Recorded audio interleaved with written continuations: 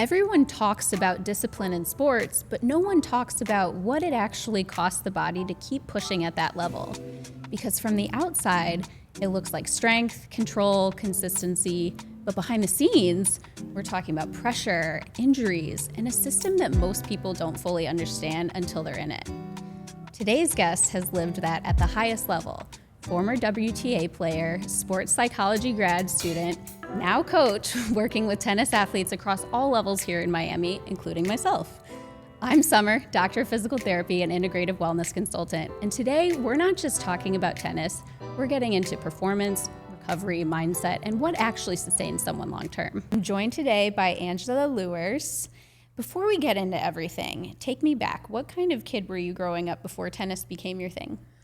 Well, before tennis became my thing, I tried like many different sports. I'm from Reunion Island, so we are like pretty much all the time in the water. So I was surfing, doing many different kind of activities, until I really enjoyed playing tennis more and more, and also surfing at the same time. So I tried to balance both. But at some point, I chose only tennis because it makes more sense to me and keep playing. That's so cool, though. But there's probably, both things, you have to kind of tune into both sides of your body, you know? Yes. So that's really interesting. What age were you when you started playing tennis? I started around age 4 because you can start pretty early. I know even some people now, they make their kids play even earlier, call it like awakening tennis, which is kind of interesting. But I started to play at 4 and things started to get kind of pretty serious when I was around like 11. But spending all my time in a tennis club with my dad and just love at the first sight for the sport as well. So it sounds like age 11 was kind of that shift where it went from like the I love this to things are getting more serious. Yes. So what was that like for you? Was it just more like the competition aspect of things started picking up more, or was it more like the intensity level? Kind of what was it? So it sounds a little bit maybe weird on the outside aspect of for people maybe who are not in sports, but when you're choosing to do a tennis career, at some point you have kind of set up earlier to the point that you start to train twice a day when you're like, even under 11, I was actually every day in a tennis club, but so like I said, I'm from an island. So in the island, you don't have as many tournaments as much as you could have in France or any other country. So when you start to become good at the sport, you have to move out of the island and kind of go to some sort of academy or federation. The federation take you in, and then you just start with them basically. So my dad told me, listen, I think you're becoming pretty good at tennis. I see you liking it, but I want to see like how serious you are about continuing in that direction. Because I was never forced to play anything. My parents were very nice, which is not always the case in the sport that is as demanding as tennis, because it's also an individual sport. Mm-hmm. So basically at the age of 11, my parents told me, okay, you're going to go to homeschool if you want. Of course, they didn't force me. So I did a homeschool year, and I was training twice a day. So twice on the tennis court and one time like light physical training with the coach. And then they told me, if you do that for a year, you're consistent, you're working good at school, we want to give you the opportunity to choose your career path and go to France and have be in an academy and pursue your dream. So I did that, and after when I was 12, everything went well, and I thought like this is really what I wanted to. Mm-hmm. And like I said, it's kind of a little bit special for people from the outside world of sports, but I made my decision by myself in the early age, and we went to France with my dad and pursue the tennis project, let's put it that way. Yeah, that's amazing. And like you said, it's, what a unique experience to have, parents that were kind of like, yeah, let us know your interests. We're kind of along for the ride. Here are the options laid out. Let us know what you pick, Yeah, no, so that's really lucky. Amazing. And then not to mention, though, again, you did have lots of wonderful support along the way, which we'll get into. And you're also a graduate student currently for sports psychology. Yes. So you definitely truly understand like the depth of the importance of the support, the mindset, everything that goes into competition, being an athlete, I'm trying to, because there's still a lot of room to learn. Of course. Because especially when you play, you have the advantage of to have been there and to understand what people are going through. More than I think someone who never experienced this feeling in intense manner. But at the same time, you're still like learning because it's an entire process, and from an outside point, it's not always easy to figure things out. Like it's harder than we might think in certain other aspects of it. It is. Well, and every person is different. Every family dynamic is different, 100%. you know, and what kind of support they have is different too, right? But yeah, having lived it firsthand, that, you know, that gives you a great kind of perspective already to start with. 100%. Yeah. So then for you, I know you mentioned there wasn't pressure in terms of your family early on, right? But do you feel like you ever brought pressure on yourself as a youth in terms of? 100%. That's also something that I keep reminding also the people that I trained in general. It's like some of them are not that lucky because the parents put an amount of pressure that it's sometimes ridiculous, and so the kids, especially when you're a kid, like kind of shut down, and it's not good to see. Actually, it's like very stressful. But I had a chance to have like really good parents who never brought that on me, and the pressure that I was putting to myself was actually the worst, because even though you have nice parents, you always think that you kind of need to pay back the amount of things that they give you, or like the travel, the sacrifice they're making financially, their time, their energy. So somehow it's always like in your mind. And for me, the pressure on the competition, I love that. I always enjoyed it.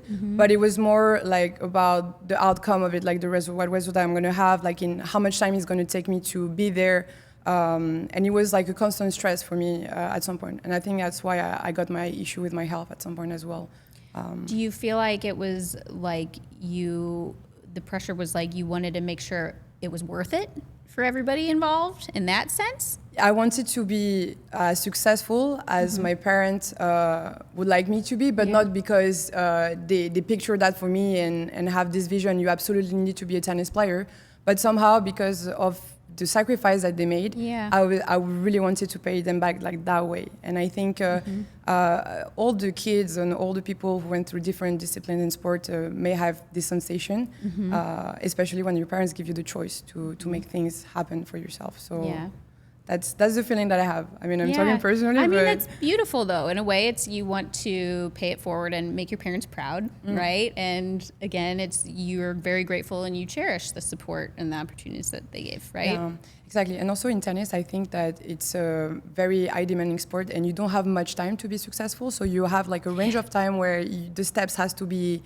like checked. Okay, at this point in my life, I need to be there or there, because otherwise you're missing the train and then you're running a little bit behind. And also financially, because it's a sport that it's unfortunately very demanding. So even if you come from a good family, it's still a big investment. And if you're not helped by any sorts of federation or sponsorship, or this becomes very difficult financially. What would you say are kind of like the most pivotal or transformative years in a youth's life in terms of developing the skill set and the abilities to reach those milestones in tennis? I think it really depends on and everybody's different, like we said, and everybody has kind of their way of progressing and checking those steps. I think for me, I was always, for example, good, but maybe not good enough to be in the best. So I was always running a little bit behind, but still there, you know. So everybody has their own way of developing, but as long as you do the process, like you start early, you train regularly, you put the work there, and then you have your own way of climbing it. Let's put it that way. Some people just evolve on the very later stage. Now we talk more about people who go to college tennis and then after go to the pro tour, and things happen for them. Before, in my generation, which was not a long time ago, we were telling us that if you go to college tennis, then your dream will be done, like to play professional, you're going to have good 4 years, but then after, you're never going to come back from that. You're going to have like kind of a normal life. So it depends on people, but for the feminine tennis, I think now the girls like explode on the later stage in their career. As of for the guys, it's more limited. They have like a really short range of time to develop their skills, and then after explode in the higher level. So, well, and then tennis is one of those sports that does have some longevity behind it, right? In terms of I mean, certain things like the NFL, it's like it's Yes. super aggressive. So it's, So you aggressive. have a much shorter window of years It's of when so before true. you finally And have to retire. You're risking your health all the time. Yes. And honestly, as a physical therapist, people used to always ask me if you could pick one sport to be a professional athlete, what would you pick? And I was like, I wouldn't, because you're essentially not. sacrificing your body at such a young age for the rest of your life. You have one 100%. body, and hopefully you have a great team, great support in terms of recovering, maintaining, and getting you back too. But ultimately, it's a challenge. It's a challenge. It's a challenge because even when you stop, like for those kind of sports, then in your head, if you have some damage or concussion, it can be just life damaging. And was it worth it? You have to weigh the pros and cons, but I don't think it's that worth it. Yeah, it can be tough. So who are you off the court that people might not expect? Well, I think I'm a pretty basic girl, like off the great. court. Yeah. It's like when I used to travel a lot, I really enjoy as simple as just spending time with my family, my friends, rested at home because you don't have many occasions to come back home. Yeah. As of now, my life is still on the court pretty much all the time, but just pretty much the same process. You just enjoy the simple moments of life and the quiet, the peace of having those moments with the people you love. I love that.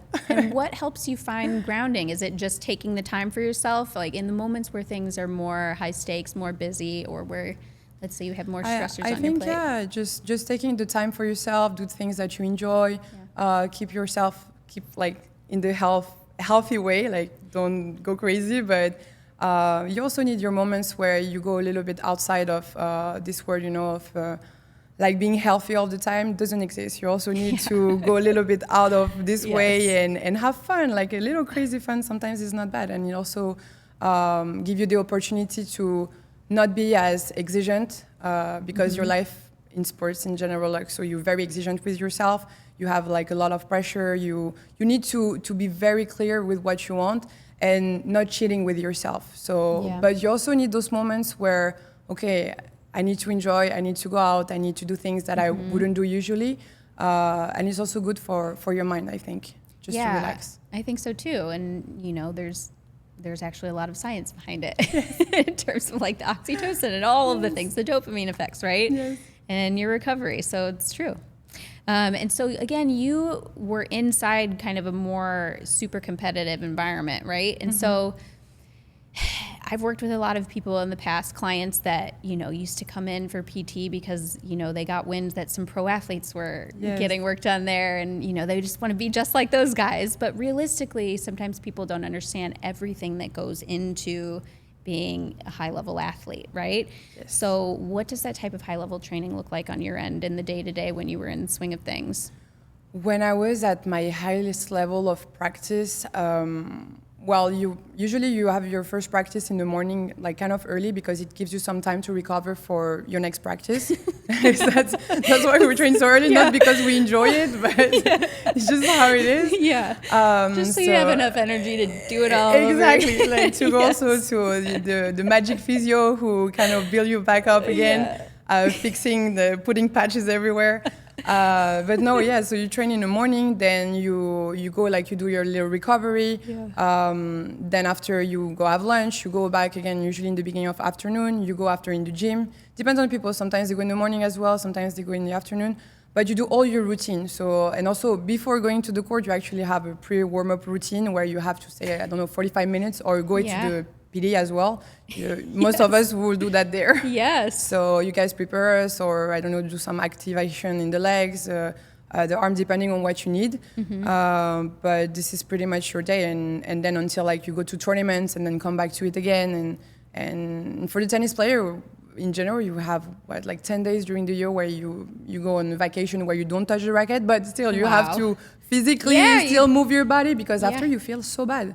Like even 10 days, it sounds insane when you talk about this like that, but 10 days can be super damageful for your entire body. It is. Well, it only takes 3 days of inactivity for your muscles to start to atrophy. So, be a couch potato for 3 days, and you'll have some actual effects. Yeah, it's actually. Please don't actually. This is real. It's not a myth. Well, and then you've also talked about growing up, especially when you went to boarding school and you played abroad, and how you had more, there was more like of a counseling of the sports psychology help, right? Yes.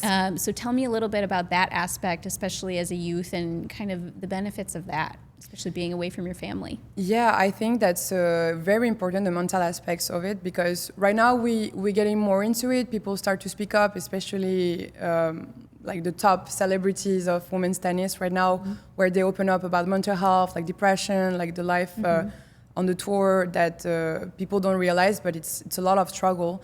They only see like the sparkles of it, like the shiny side, let's put it that way. So I think it's really good that we start to speak about it and have more help also that the young people need, especially in the academy, because most of us in the academy, how you find your true friends is like we just finding your little family over there, because none of us has usually the parents around. So when I started working with the sports psychology, I think my first time was when I was like 16 years old, and I had no idea what was the concept of it, what we were going to work on, because for me, I usually have pretty good mentality on the court, but I was thinking, what are we going to talk about? Like, what can it be? Yeah. So it could be actually about a lot of different things. Sometimes you would just talk about your life, and because it can affect obviously your tennis, but sometimes you would just like focus more on the aspect of the game, like more on a coaching performance type of thing. So yeah, I worked at a pretty early age, and as right now I chose this as a career path. I think I discover more things, and since there is more information about like sports psychology now, it's developing really, really fast. So I think it's pretty interesting. But it's also about adaptability, and you cannot work the same with because the tennis player has also very much a personality, So you cannot work with anybody the same. So you always have to adjust, adapt, and understand deeply the person that you're working with. Yeah. And build that trust, because it's not in one day that you're going to change things in the game or in your, I don't know, body language or the way you act on the court. It's going to take some time, I think. Yeah, well, and everybody's so different, and everybody learns in different ways too, right? It's like, So true. I mean, with me taking a lesson with you, like I need motor control, I repetition, loved it. It was right? so nice. Yeah, Yes. I need that, but it really helps, right? But then some people, they need, more verbal cueing or different Yes. types of things, right? So it really has to be individualized. And then some people, pending their life or home situation, just have different factors going on. 100%. With the people that you coach, and especially the youth that you coach, what do you feel like tends to have kind of the largest drawing factor from their development in terms of, is it usually physical related things, or is it kind of the mindset and, the mentality aspect? I think both are really related, because when my mental is not good, my mindset is not there, it shows it physically. So you can tell also at practice, even I would say people who just started tennis or you're a professional, it shows physically that you're not there. And even when things go, I mean, during the year, like when you're tired, you lack of motivation sometimes because, I don't know, you had like a really bad series of matches or things like that, things that happens all the time, but you need to find like your motivation back.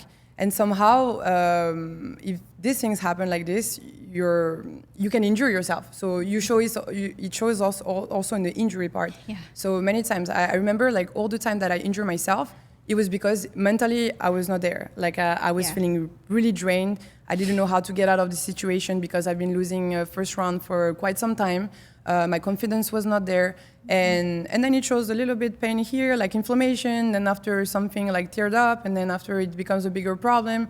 So I think every part of, I don't know if that's 100% true in every case, but the books that you're reading about, okay, I have pain in my knee, this is like very emotional about this part, this thing is happening, so it touched your knee or your shoulder, and sometimes it's really accurate actually when you think about it.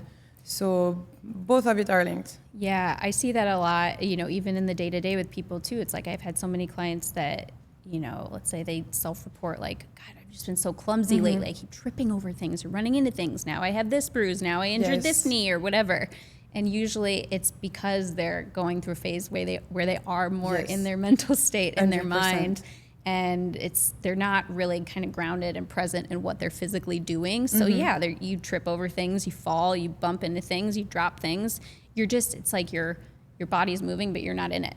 You're not in it. Yeah. You know, so yeah, there you run a risk of injuring yourself, unfortunately. Yes, and it's such a tough mental sport as well. So you're all the time dealing with those things like the injury, and sometimes you have to know because you play with pain all the time. So sometimes you have to know if I can go further and manage the pain, or you have also to know where to stop, because most of us, we don't know where to stop. Yeah, that can be a really tricky piece for a lot of people. In terms of being able to recognize not only like what are pain signals, but for your own body, right? Yes. Like what's a normal sensation, what's something you can work with and keep pushing through or with, 100%. versus you knowing if you push with this that you're going to make it worse or you're going to cause something more severe, right? Yes. So yeah, very important. Yes, and which is also really good to have physios that are you're working with for a long time that also can help you out to see where you're standing, because who knows you better than your physio at the end of the day. Well, and there is a lot of tie over between, you know, let's say the mentality, the mindset, and the physical, like you said, and the emotional aspect of it.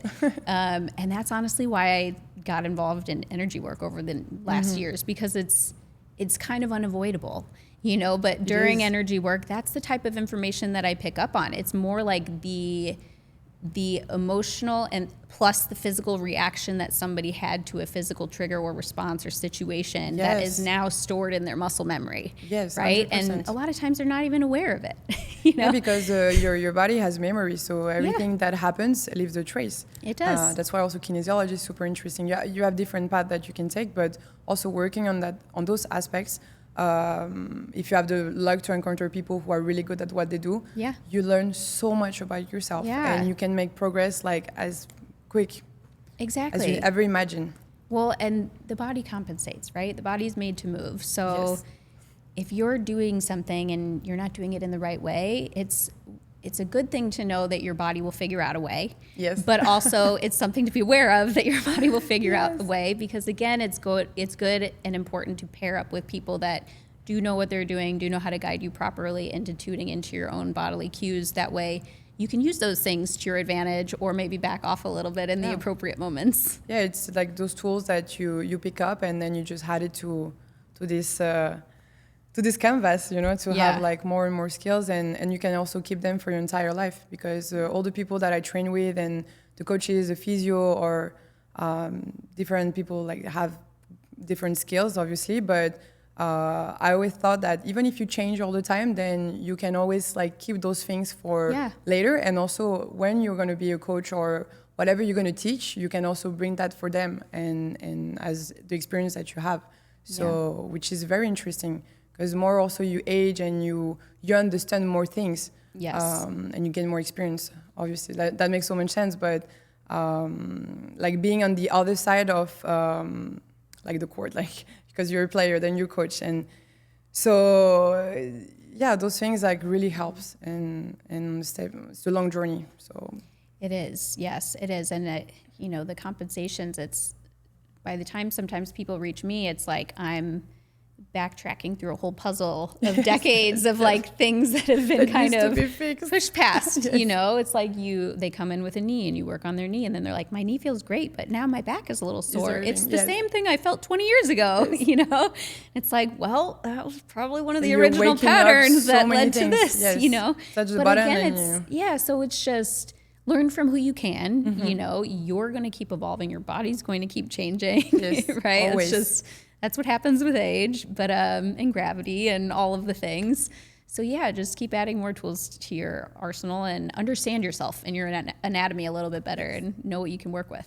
Yeah, 100%. That's also. So looking back, is there anything about your training that you wished you would have done differently? I don't know how to answer that properly. There is so many things that I would change, but not about the training itself. Okay. But maybe, and I was talking about this with my parents last time, I said, you know, when I was 19 years old, I was thinking that I was already this woman who can handle, you know, living very far away from my family, and that I didn't need them as much because I could handle it. And actually I couldn't, because when I was 19, my last year of professional tennis, before I got my issue with my health, because I got the POTS syndrome for 4.5 years, A day all of a sudden I start to kind of faint on the court, and we didn't know where that coming from. We're thinking maybe, I don't know, like I've been injured, so I had a lot of pressure. And that was very scary. And my heart couldn't stop beating fast, like 200 pulsations per minute. And whenever I do, I get up, then my blood pressure goes down, and then I faint. So, and we didn't know that it was the pulse on the moment, because it took us like several months to figure that out. Because the doctor that I've seen, they never seen an athlete have this before. So I think it was mainly coming from the emotional shock that I have, but I realized this many years after, that I was away from my family. I was in Portugal, so my dad couldn't see me as much as he used to. He didn't bring me to tournaments anymore, and before he used to be between my dad, my grandmother, and my grandfather. So I felt like the emotional part of it, to be with your family and well surrounded, was not there anymore. So and that affected me a lot. So what I would have changed is maybe with my family, to, even if the training was not as good as where I was at the time, doesn't matter, like keep training, keep being with them, and having these family settings, because it was so important for me to keep that stability. And that's what I missed a lot. Yeah, that's really, I feel like that's an important thing for you to realize. And luckily at such a young age still, the value of family and having the important people around you. Most people get through their whole life and they don't realize it. Yeah, it's true. And I think the family part, if you have the luck to have family, obviously, like I was mentioning, not pressuring you, it's really, really important to be well surrounding in the sport, because you're lonely most of the year. So you go from hotel to hotel, like you don't have many friends in the women's tennis. So the one that you have, you try to keep them like as close as possible. Yeah. But it's a very lonely life. So. Well, and how long do certain friends or peers stay around? Sometimes I imagine it's a little longer term. Sometimes it's more short term. Yes, because sometimes we all take different directions, and we don't train in the same academy anymore. Eventually, if you're lucky, you find them in the tournaments, because you guys are kind of following each other on the ranking. But it's not easy. It's not easy to have them around also all the time. Do you have any former athletes where you were like, oh, I hope I don't encounter this girl in competition or whatever? Well, it happens a lot to me, actually, to encounter friends on the court. So you try to keep your feelings aside, and, because at the end of the day, it's a sport. So you have to, the best will be the best at the end, but we're still going to be friends. Yeah. And you play it nice, but it's happening all the time. Even when people like you see on TV right now, a lot of them are really good friends, but what can you do? It's going to happen at some point. That's funny. It's interesting, though. Interesting. I feel like my sister and I would be very, very some people play their family also. We would be even worse. Yeah, it's fun, though. Yeah, no, it's fun. And look at the sister Williams as well. They've been playing with each other for so many years. And if there was not for example, Serena for Venus, like maybe they wouldn't have like this level chasing each other. Yeah. So it's fantastic actually to see that drive, and also have like, you want to follow up the path of your brother and your sister, and it's encouraging. Yeah. It's fun. And then sometimes it's like, oh, when the younger sibling starts to catch up, then the older sibling's like, crap, I really have to get back too, So it really is motivating for both people. Yeah. Yes. That's so interesting. So you said before that you can't put athletes in a box. So what does that actually look like in practice? I would say, like we spoke, everybody is different. So you have to adjust to the personality of the athlete, and also work with what they have. And we meet each other there, because sometimes you're not going to necessarily discover everything all of a sudden. But it's a long journey, and it's a journey based off trust, and this trust has to be built on a long-term process. So some people just don't have results like right away with the new trainer or whatever it is, but some people does have great results no matter who they've been trained with. But I think it's important to observe the player, like the athlete, know the athlete better, and keep like building it. And no matter how long the relationship is gonna be, you take what you have to take, and try to give the best out of your capacity to that player in particular. So be the best coach you never had, or be the coach like you wish you had. In general. So I think that's important. Yeah, and everybody's goals are going to differ too. I imagine too. And then how would you coach? Obviously, youth and juniors are their bodies are a little bit different. Maybe the Yes. stability requirements are definitely different, right? So true. So how do you coach, juniors, youth versus, adult level? The juniors, and depending on who you coach, let's take the feminine tennis, are very sensitive. So usually you have to take to be very careful with what you're saying, and also it comes different because I'm a woman. So most of the coaches I had in my life, they were men's. Really? I had female athletic trainer, sports psychologist, but tennis coach usually a male. So when you have a male figure, it's a little bit different, but they would tell you the same. Like they approach the women very carefully. Especially when they're young, because I don't know, it's also the hormones like a lot of different things, and you have to adjust like constantly with them. So coming back to that, I don't really know like how to answer that, because it's very also different. I would say the players, the junior players, you're building them to at some point be able to handle like a lot of training. So you have to keep them healthy. You have not to put them too much into the physical training, because for me, I remember I started to lifting weights when I was 14 years old. And I think that was like too early, because I started to have like a lot of problems. So you really have to be careful on what physical training you're going to have with them.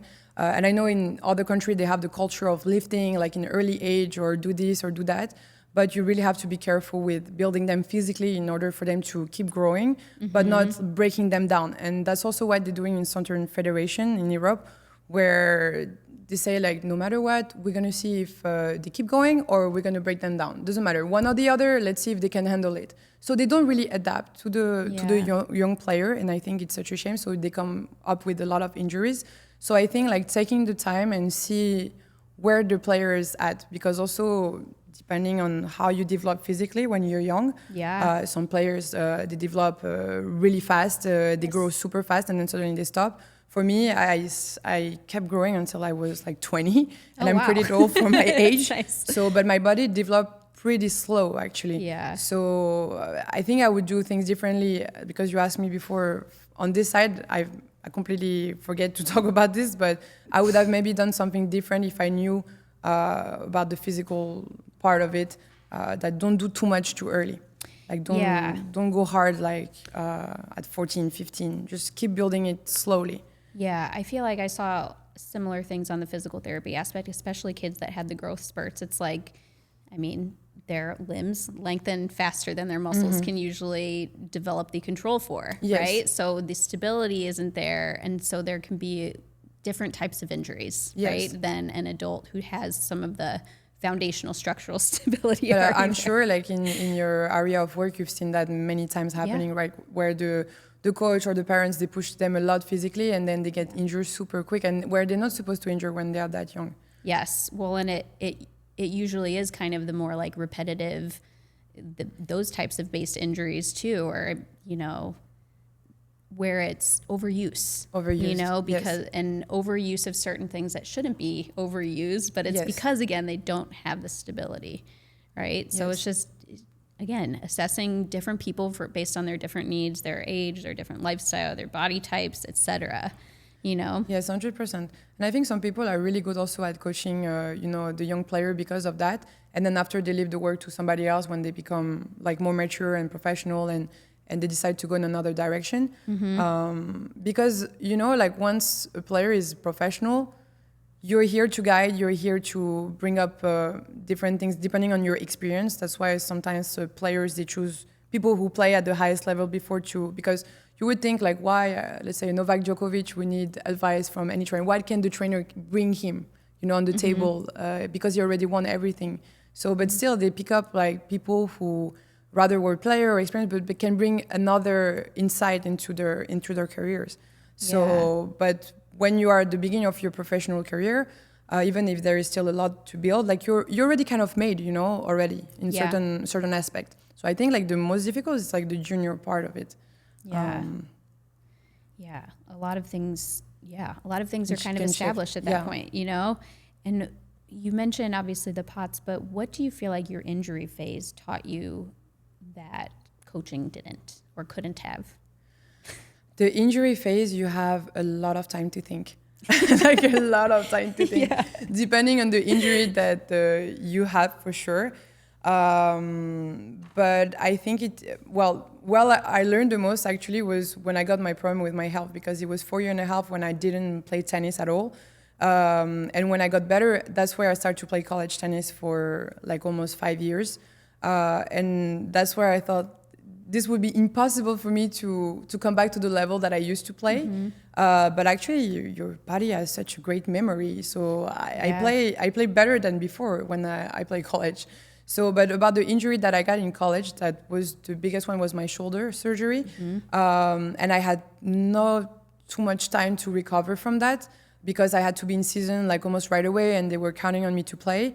That's why I put my mindset and thinking, okay, I know I can recover faster. I know the doctor says 6 months, but I will try to aim like for maybe 4, and try to get there to be ready for the season.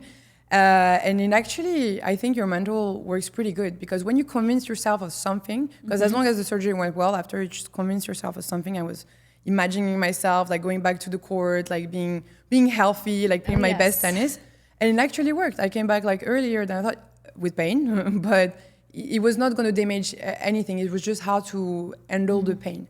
But during the injury time, you learn a lot, and you also have to work on some other things, because there is always something you could work on. Even if I can take my racket, I go to the gym, I work with my physio, I can work my legs, I can work my core, and then you come back also faster to the practice. Exactly. And it's, that's a lot of what I would do too. It's like, even if, let's say somebody has surgery, you don't have to work on that exact thing right away. You can work around it to stabilize and get everything else working better. Exactly. So that way, when cellularly they are cleared to start doing some things, they're at significantly lower risk of injuring or whatever, right? And a lot of times people can return to things if they know how to be very, very careful, which you do, and you had a team supporting you and guiding you along the way too. So I wouldn't recommend it to a random lay person to just, of course, go back sooner than recommended, because there is some cellular healing. Of course, obviously we were saying this in a structure that way you have professional you work with, and they know what they're doing. So. And that's really helpful. You can do this by your own, because I wouldn't even know where to push or my limits. Of course. So I would play, and then the exercise maybe that I know, but then other than that, the physio is doing pretty much all the work, and you do your part. But visualization does really help though too, and helps. There's research around it, and that it does translate into, time of actual skill development if you're visualizing that skill, right? 100%. So, but it has to be intention based. But this is magical. The power of visualization is magical, and it's not that easy. It's something that you work on constantly. As for me at the beginning, it was really hard to imagine myself also on the court playing, or I was trying to do it before going to sleep, and then also previous visualization. Sorry, my accent. It's hard to speak English right now. I'm a little foggy, but before the match, or doing it also before practice. Yes. Just isolate yourself like 10 minutes. So sometimes with music, sometimes without it. But it doesn't work necessarily like right away. You have to give yourself some time. But at some point, you're going to get the reward of it. It's really powerful. Yes. And there's something called double slit theory in, I think it's quantum physics or something, but basically that cells being observed under a microscope behave differently than when they're not being observed. So again, I love that. Think about that with visualization, with intentional based practices, or, again, utilizing your mindset in terms of your recovery and, maintaining a positive outlook and hopeful outlook, and, versus a woe is me, right? And my life sucks, right? There are big differences in terms of how people can recover based on some of those things alone. C'est vrai. Yeah. So if someone's early in their journey right now with tennis, what's something you'd want them to keep in mind?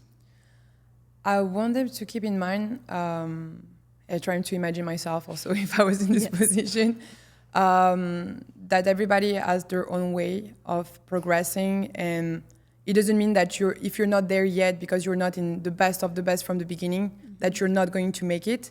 You have your journey, and it's a long journey. So just also embrace every moment, enjoy as much as you can, because at the end of the day, even if tennis is the most important thing of the least important thing in your life at some point, because you go kind of crazy with with the exigence that you put in yourself and every day, you go for more and more and more, and to progress and to aim for success, and so I would say just enjoy it as well, because at the end of this, it's like a sport. It's a sport. It's a game, and everybody's different. So as long as you keep believing in yourself and building up, you're probably gonna get there. And just keeping yourself healthy as possible. Yeah, and it's about a bit of balance, right? And it's about a lot of hard work, of course, but it's not just about the hard work. It's about making sure that you and your body can actually receive and take in everything that you're trying to accomplish and do in the first place, right? Yes. And sometimes we're just not conscious of because every week you're doing a tournament, you're traveling, you're practicing, so your life is the same on repeat, but it's a short life. It's a short career. So, I mean, short life in terms on the tour. So you're not, now it's a little bit better because of the technology and the recovery. A lot of things got so much better. So you can age longer on the court and play until older age.